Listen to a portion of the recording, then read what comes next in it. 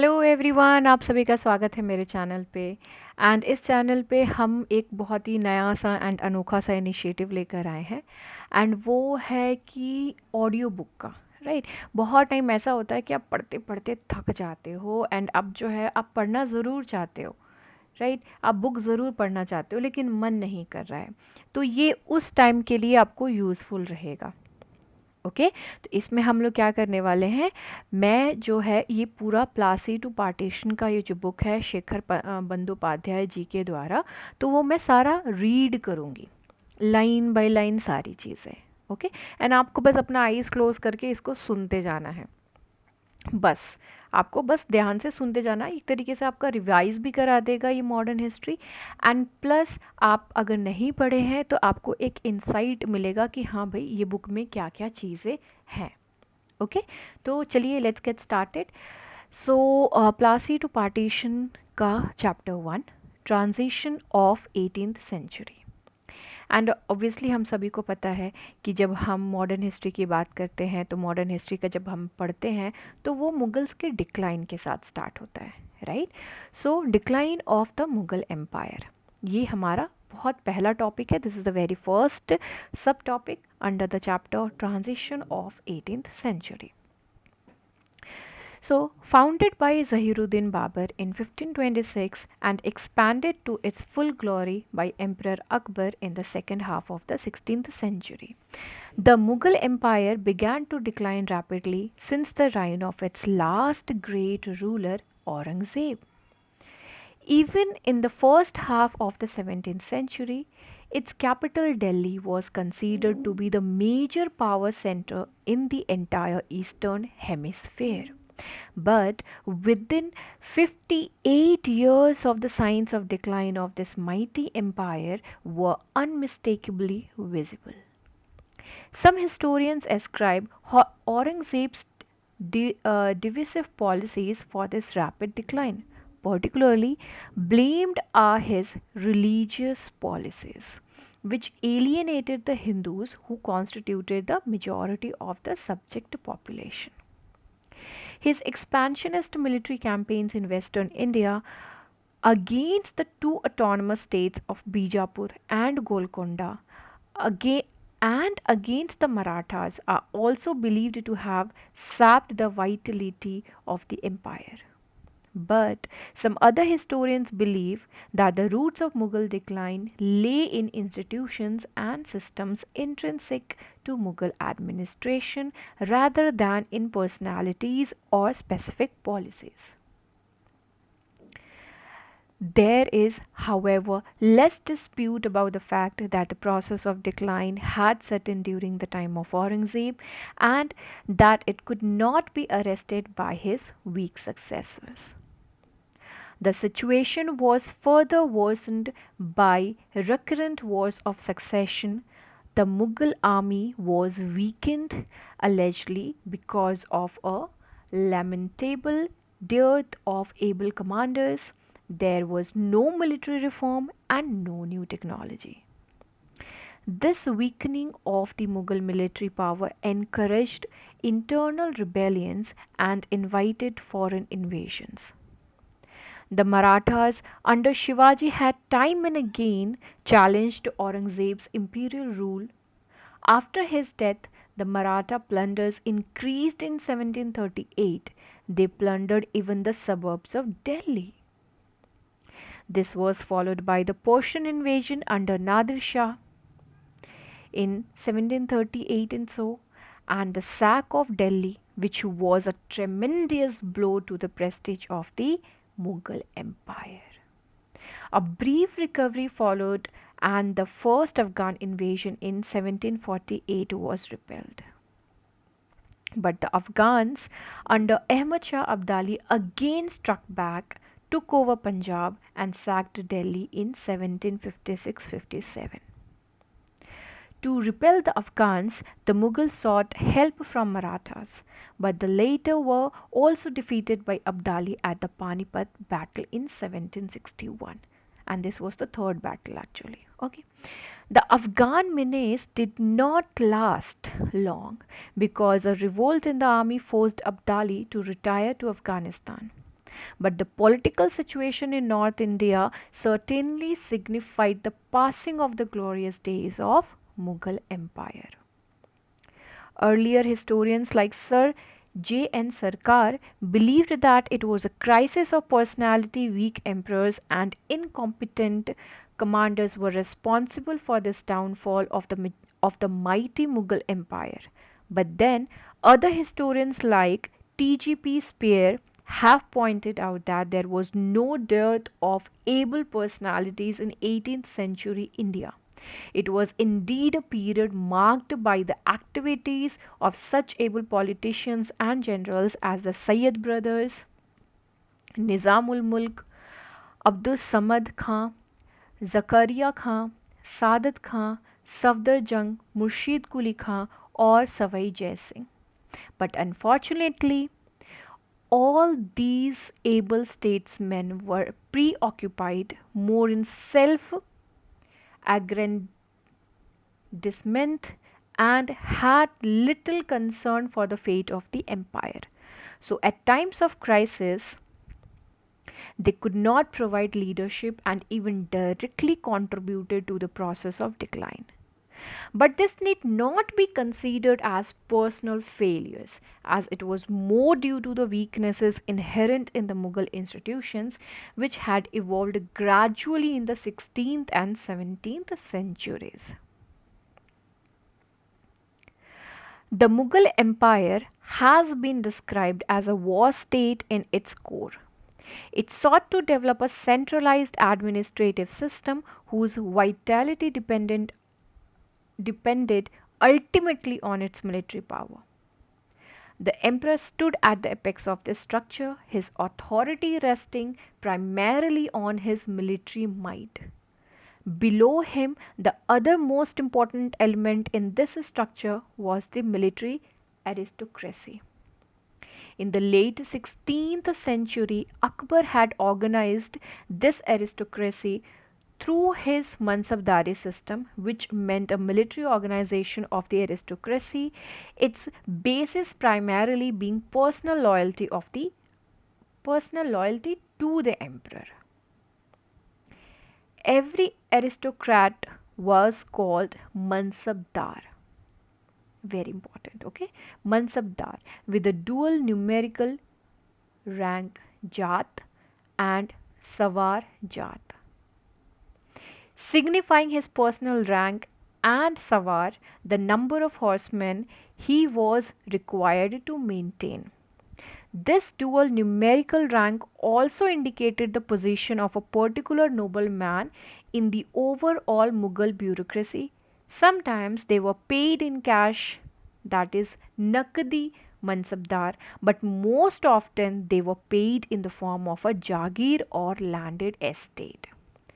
The estimated revenue income, that is Jama, of which would cover his personal salary and the maintenance allowance for his soldiers and horses.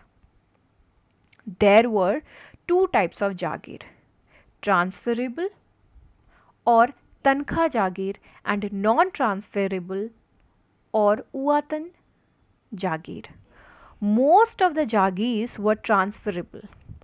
The non transferable Jagirs were only a device to incorporate the locally powerful Rajas and Jamindars into the Mughal system by proclaiming their autonomous chiefdoms, their Watan Jagirs. Appointment, promotion, or dismissal of Mansabdars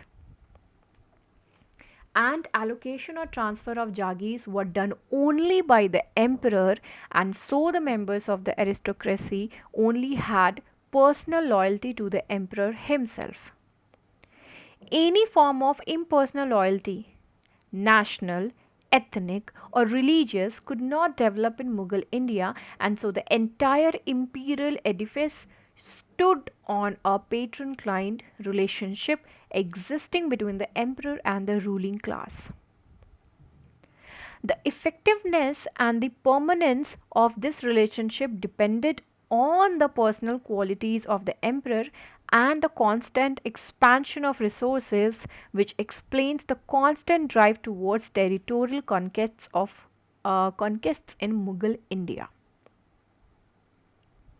But there were no more conquests since the late years of Aurangzeb, and this was supposedly followed by a period of constant shrinkage of the resources of the empire.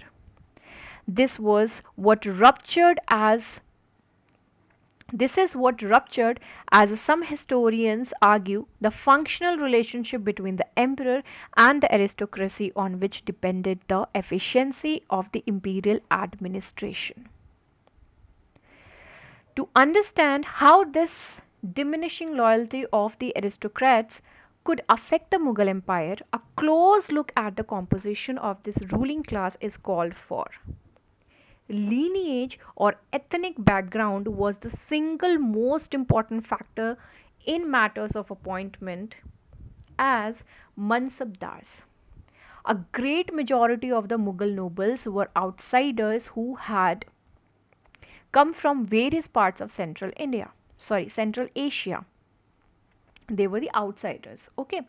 But they were gradually Indianized, although this Indianization took place without any coherent policy of the empire. The aristocracy was therefore divided into various ethno religious groups, the most powerful among them being the Turani and the Irani groups.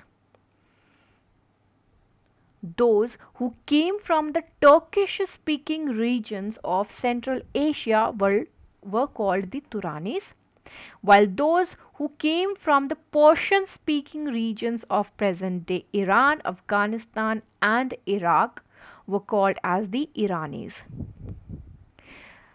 The Turanis were Sunnis and the Iranis were Shias, which lent a religious color to their mutual animosity and jealousy. Though the Mughals belonged to the Turani ethnic lineage, they did not show any personal favor to the Turanis. The other groups among the nobility were the Afghans, Jadas, or the Indian Muslims, and the Hindus. The later group mainly consisted of the Rajputs and Marathas, whose incorporation was because of specific political needs of the empire. After Aurangzeb conquered the two Deccani kingdoms of Bijapur and Golconda, the noblemen who were in the employ of those two kingdoms were absorbed into the Mughal aristocracy, and they came to form what is known as the Deccani group. It was primarily during the last years of Aurangzeb, due to the incorporation of the Maratha and Deccani nobles, that the composition of the Mughal aristocracy underwent a dramatic change, which brought to the surface the latent contradictions within its ranks. Contradictions within its ranks. The mutual rivalry and competition among these groups of nobles, as it is argued by some historians, came to a head supposedly because of an 18th century economic crisis. About four-fifths of the land revenue income of the Mughal Empire was under the control of mansabdars, but this income was very unevenly distributed. In the middle of the 17th century, out of about 8,000 mansabdars, only 445 controlled 61% of the revenue income of the empire. 61%. This is huge. This naturally created jealousy and tension within the aristocracy, particularly when the resources of the empire were stagnant or even diminishing. This economic situation, known as the Jagirdari crisis of the 18th century, has been defined by Satish Chandra in the following words. Please listen carefully. The available social surplus was insufficient to defray the cost of administration, pay for wars of one type or another, and to give the ruling class a standard of life in keeping with its expectations. This happened because of the unusual increase in the number of mansabdars at a time when the area to be distributed as Jagir or Pai Baki, Pai Baki remained stagnant or even declined. Revenue collection, particularly in the south, fell far short of the estimated income, diminishing in turn the real income of the Jagirdars in disturbed area. To make matters worse, there was a continuous price rise since the late 17th century as the supply of luxury goods flowed towards the European markets, putting the Mughal aristocracy in further distress. As too many Mansabdars were now chasing too few Jagirs, many of them had to remain Jagirless for years.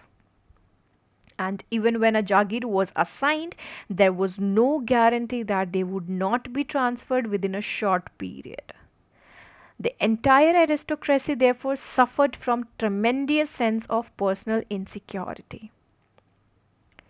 This Jagir crisis was not, however, a new phenomenon as there had always been gaps between collection of revenue and the estimated revenue income of a particular Jagir. The crisis increased during the last years of Aurangzeb mainly because of the Deccan Wars. There was now a rise in the number of mansabdars and the political turmoil made the collection of revenue a more difficult task. J.F. Richards has argued that the problems was to some extent artificial and due to wrong policies of Aurangzeb, who was constantly expanding the size of the royal land or Khalisa. There was a 23% revenue increase after the conquest of Bijapur and Golconda, but instead of distributing this extra income among his mansabdars, Aurangzeb wanted to use these resources to finance his Deccan campaign. So, the newly conquered lands were incorporated into the royal Khalisa land, its revenue income going directly into the imperial treasury to meet the salary demands of the soldiers fighting in the south. An opportunity to solve the Jagirdari crisis was thus lost, and therefore Richards thinks that this crisis was artificial and not due to any real scarcity of resources. He has shown, however, that revenue collections in the Deccan were gradually falling, while Satish Chandra argues that Deccan always was a deficit area, so it is difficult to say conclusively how the conquest of Bijapur and Golconda would have really solved the Jagir problem. But whether artificial or real, the Jagir crisis is believed to have led to an unhealthy competition among the nobles in order to have control over good Jagirs.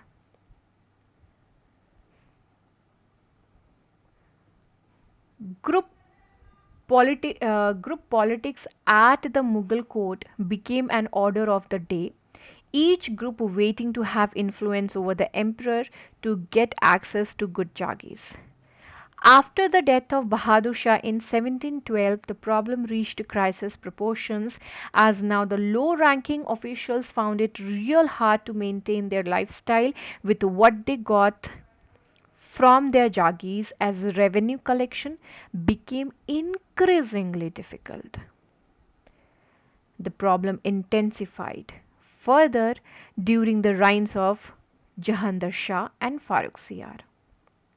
It did not improve at all during the reign of Muhammad Shah, when Mansabdari ranks were distributed indiscriminately for political reasons, leading to further inflation in the numbers of aristocrats.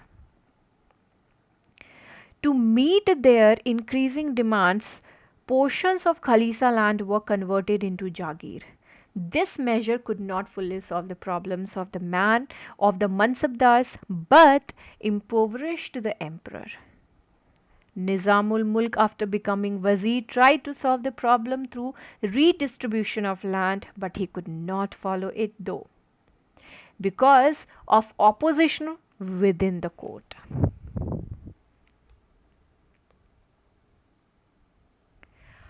Politics at the imperial court was at its height during this time. More generally, the Mughal nobility was divided into three warring factions. First, the Irani group, which was led by Asad Khan and his son Zulfikar Khan. Second, the Turani group, which was led by Ghaziuddin Khan, Firoz Jung, and his son Chinkilich Khan. That is the Nizamul Mulk. And third, the Hindustani group, which was led by Sayyid brothers, Khane Doran, some Afghan leaders, and some Hindus. These factions were not organized around the ethnicity or religion, but more on family ties, personal friendship, and above all, selfish interests. This faction fighting never went beyond the imperial court nor lapsed into violent confrontations. No one questioned the divine right of the Timurids to rule, but every group tried to extend their influence over the emperors to control the distribution of patronage. Proximity of the particular group to the center of power naturally alienated the others, and this gradually affected the personal bonds of loyalty between the emperor and his noblemen. As this affected, groups found no reason to espouse the cause of the empire.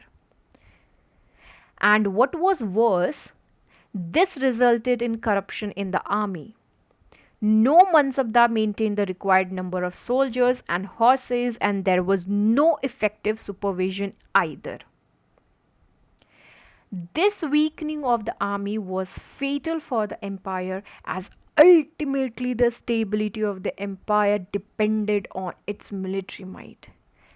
That the Mughal army was no longer invincible was successfully shown by the Maratha leader Shivaji.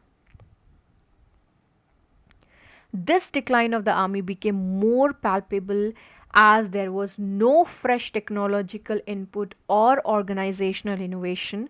The nobles now were more interested in carving out autonomous or semi autonomous principalities for themselves, which resulted in a virtual fragmentation of the empire. Recurring peasant revolts in the late 17th and the early 18th centuries were also believed to have been a major cause of the decline of the Mughal Empire. And it is not unlikely that the crisis of the ruling elites had something to do with them. An empire imposed from above and its gradually increasing economic pressures were perhaps never fully accepted by the rural society, and the regional sentiments against a centralized power had also been there. Peasant unrest was therefore a recurrent theme in the history of the Mughal state ever since its inception, but fear of the Mughal army always acted as a deterrent and prevented the problem from blowing out of proportion. In the 17th to 18th centuries, as the weaknesses of the central power became apparent and the Mughal army faced successive debacles, and at the same time the oppression of the Mughal ruling class increased, the resistance to imperial authority also became widespread and more resolute. In most cases, these rebellions were led by the disaffected local zamindars and backed fully by the oppressed peasantry. Eventually, the combined pressure of the zamindars and peasants often proved to be too much for the Mughal authority to withstand. These revolts can be interpreted in various ways. They can be portrayed as political assertion of regional and communitarian identities against an intruding centralizing power, or as reactions against the bigoted religious policies of Aurangzeb. The later interpretation seems to be more unlikely, as in the later pan of his reign, Aurangzeb was showing more liberalism towards the non believers and, in fact, wooing many of the Hindu local chieftains in a cool, calculating move to win their loyalty and solve the political problems of the empire by isolating his enemies. But the real reasons behind these revolts, as some historians argue, on the other hand, could be found in the property relations of the Mughal Empire. Whether or not the emperor was the owner of all lands in his empire is a debatable issue, but he certainly had an unquestionable right over the income of the land, which was collected in the form of land revenue. The amount of which was gradually increasing since the Sultani period. Irfan Habib has shown that the Mughal land revenue system rested on a compromise.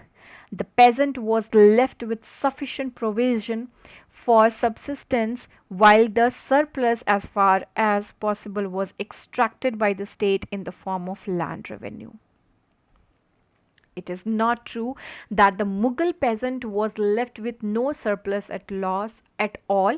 For continuing production, he was certainly left with some, while differentiation within the peasantry also indicates that.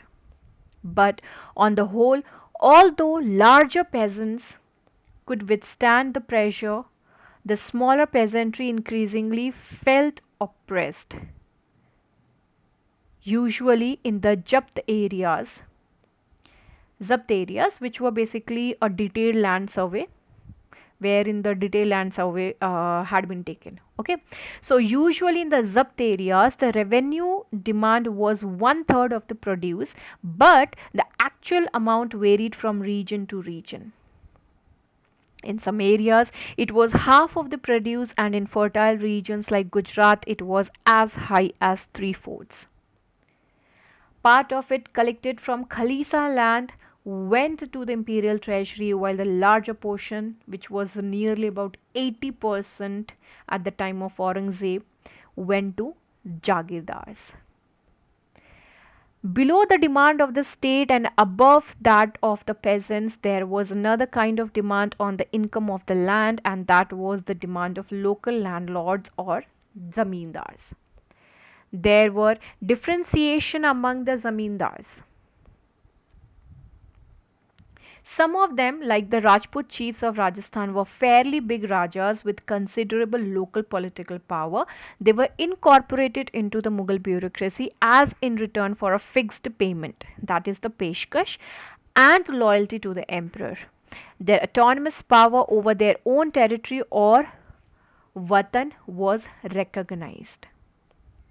At the bottom were the Mulgujari or primary zamindars, Mulgujari or the primary zamindars, who had an independent right over the land, and in many cases it was through them that revenue was collected from the peasants, and in return they got nankar or revenue free land. Between these two groups were the intermediary zamindars, who collected revenue from their own zamindari as well as from other primary zamindars. Below the zamindars were the peasants, who were also differentiated.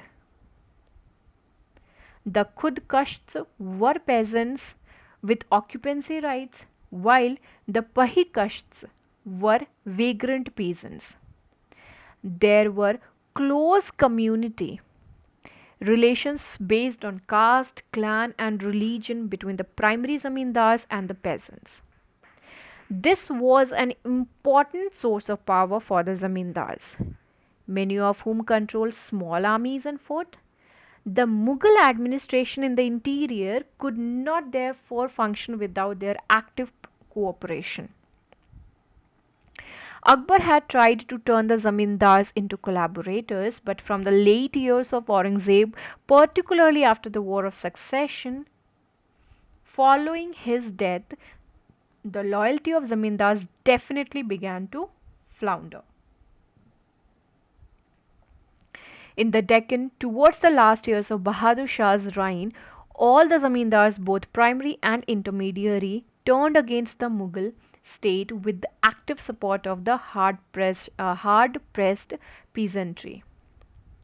One major reason for the open defiance of the local landlords might have been the increasing oppression of the Jagirdars.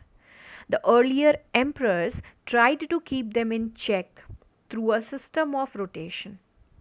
Ifan Habib has argued that because of this Mughal system and by taking advantage of it, the Jagirdars oppressed the peasantry.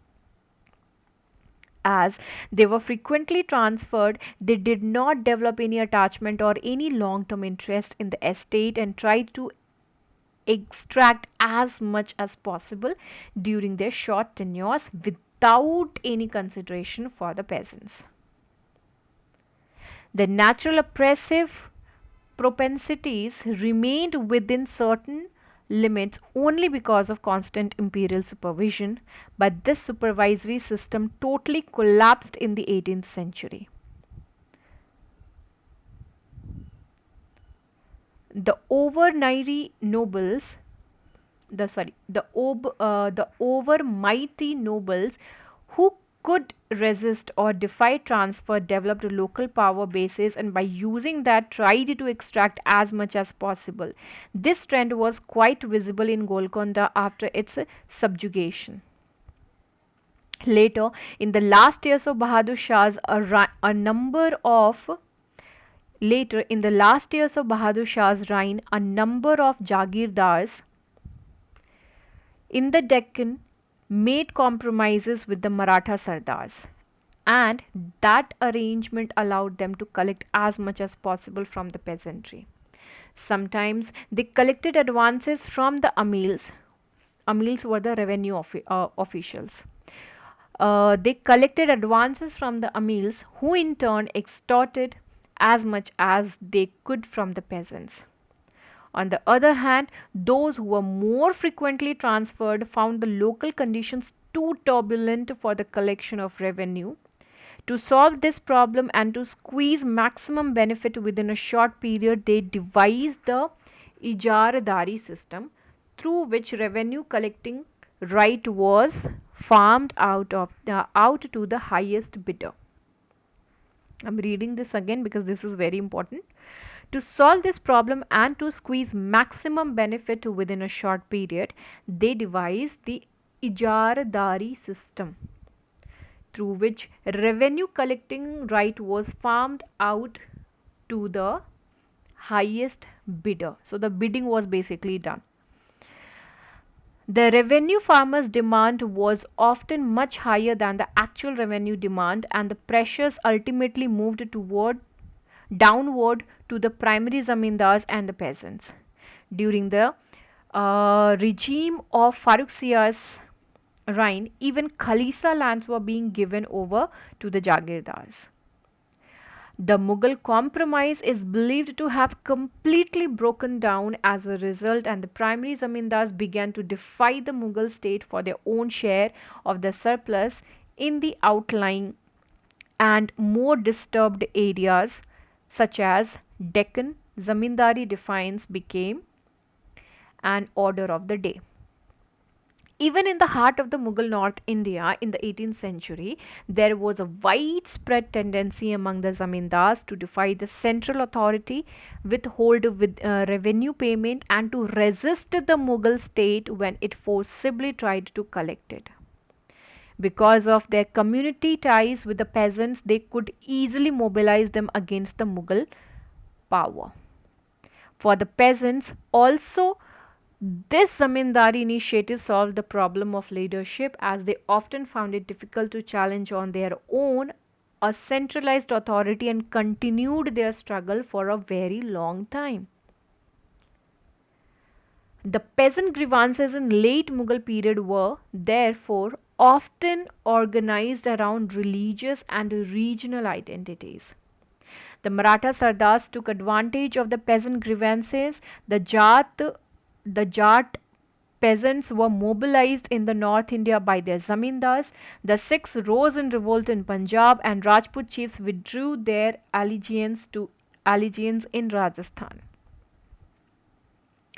All these revolts led to the formation of autonomous kingdoms in different parts of the empire, further attenuating the authority of the Mughals. The 18th century thus witnessed the rise of the variety of regional states, some of which were built on older local or regional traditions of state formation. Other focused on ethnic identity and associated notions of community. By the end of the century, effective rule of the Mughal emperor was confined only to a narrow stretch around the capital city of Delhi. In 1858, when the English deposed the last emperor Bahadur Shah II, they only ended the fiction of his imperial. There are lots of spelling mistakes over here.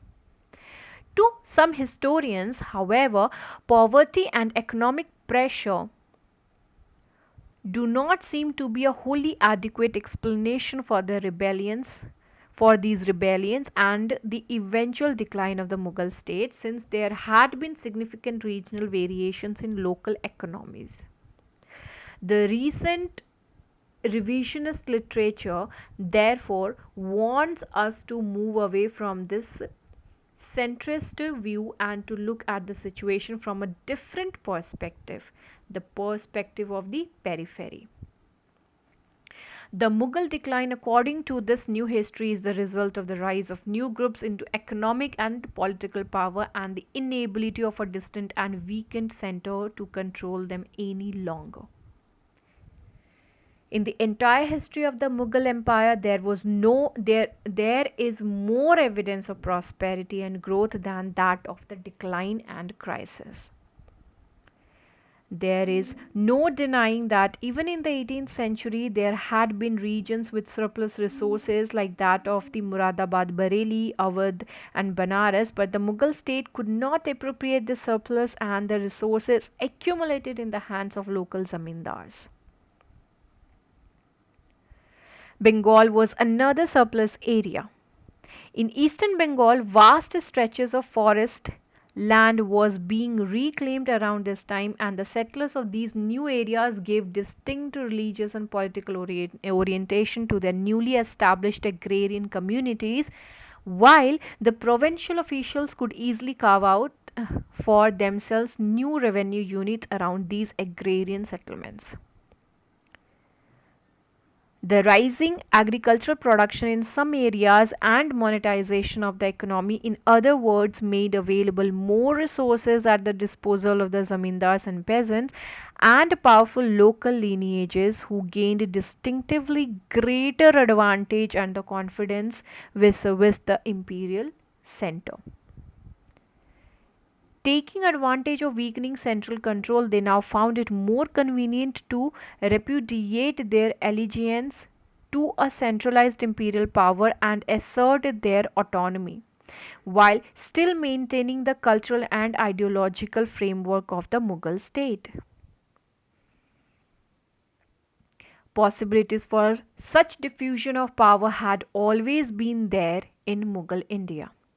It has been argued there were corporate groups and social classes who enjoyed, despite a supposedly obtrusive central authority, various kinds of rights that constituted, in C.A. Belly's terminology, their portfolio capital, which they could invest to reap huge profits.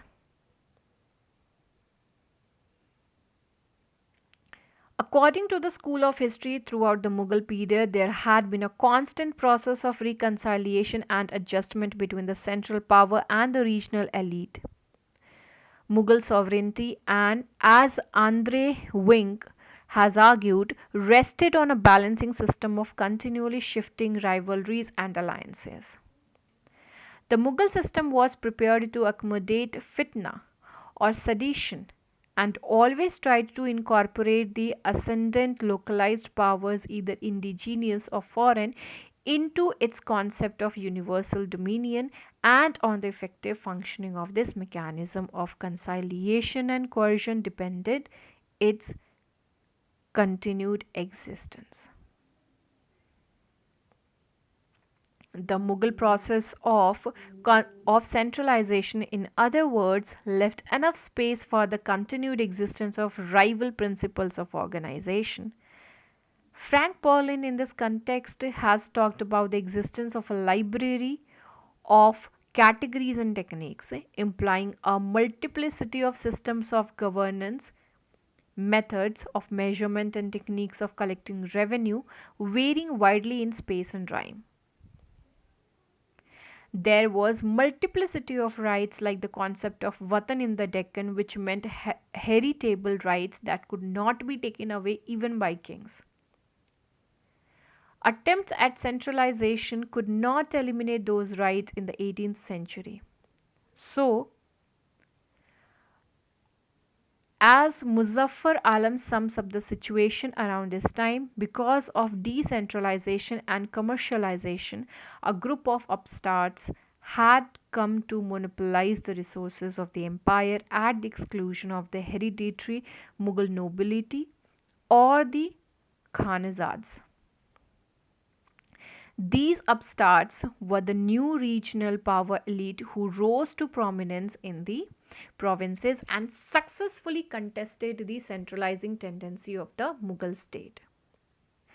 This group included the Jagirdars, who defied transferred and thus became local rulers, and the revenue farmers or the new entrepreneurs in revenue, who combined military power with the expertise in managing cash and local trade. Consistent economic growth and prosperity rather than poverty and crisis thus provided the context of the local political turmoil. The Mughal system, in other words, had always left a space for the rise of powerful regional groups, and significant economic social challenges in the 18th century brought that possibility into sharper focus. But then these new developments were not properly recognized or accommodated within the system, and hence its eventual demise. It is difficult to arrive at a convenient middle ground between the conventional and revisionist histories, nor it is easy to dismiss either of them. The revisionist history has been taken to task for underestimating the cohesiveness of the Mughal Empire and for ignoring the contemporary Muslim concepts of centralized sovereignty. These critics, on the other hand, have been assailed for clinging on to a mindset that is accustomed to look at the Mughal Empire only as a centralized structure. If there is any shared group at all, as Athar Ali admits in his critique of the revisionist historiography, it is in the common recognition of the fact that the zamindars or the intermediary classes constituted a centrifugal force in the Mughal structure. We may, however, conclude by saying that the idea of decline is perhaps an inadequate theme for understanding the 18th century in Indian history.